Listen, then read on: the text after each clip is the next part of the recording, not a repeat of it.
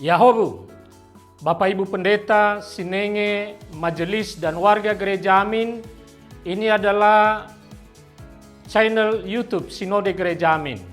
Karena itu, bagi yang mencintai Gereja Amin, tontonlah, subscribe, like, dan bagikan. Gereja Amin yang tangguh, mandiri, dan peduli. Tuhan Yesus memberkati.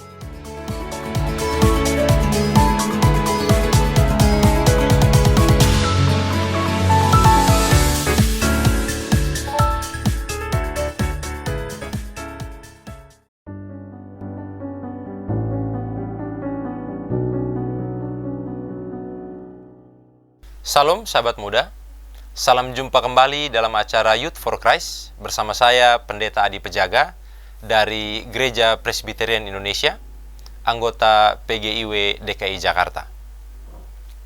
Renungan kita hari ini, Jumat 27 Februari 2026, dituliskan oleh Pendeta Sosam Zebua dari GKI Rengas Dengklok dengan judul Non-Transaksional, yang didasarkan pada surat Roma 3 ayat 21 sampai 31.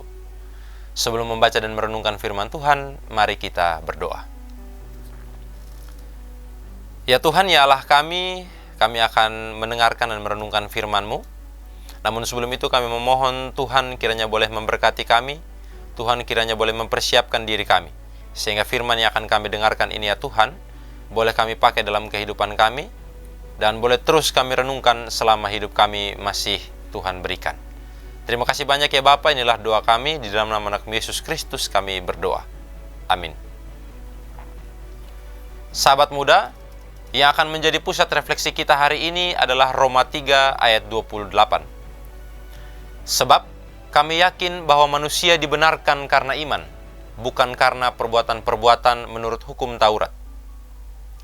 Sahabat muda, banyak orang menganggap keselamatan bersifat transaksional. Maksudnya, untuk mendapatkan keselamatan itu, seseorang harus memenuhi syarat-syarat tertentu, seperti melakukan kebaikan atau beribadah.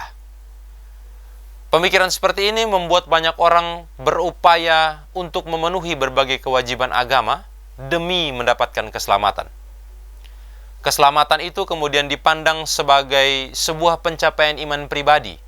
Karena merasa sudah memenuhi kewajiban, mereka lalu menuntut haknya kepada Tuhan.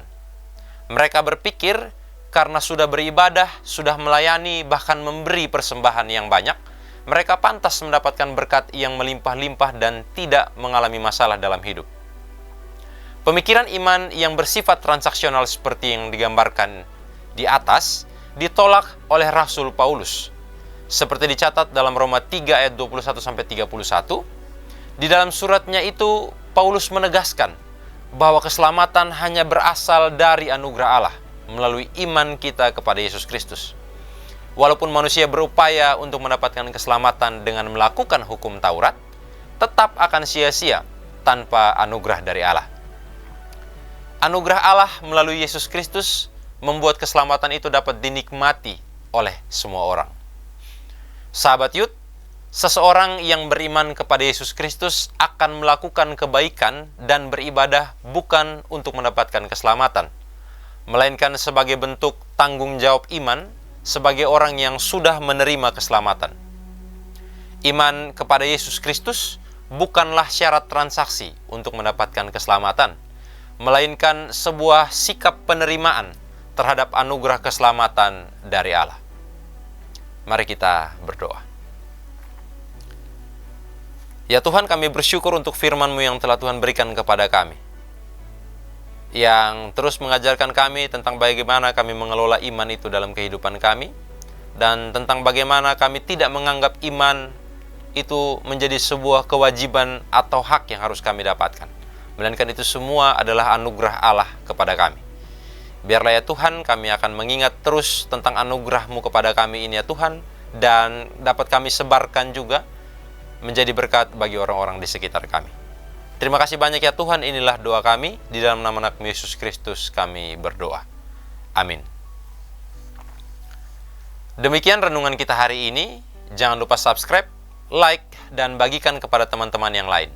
Tuhan memberkati.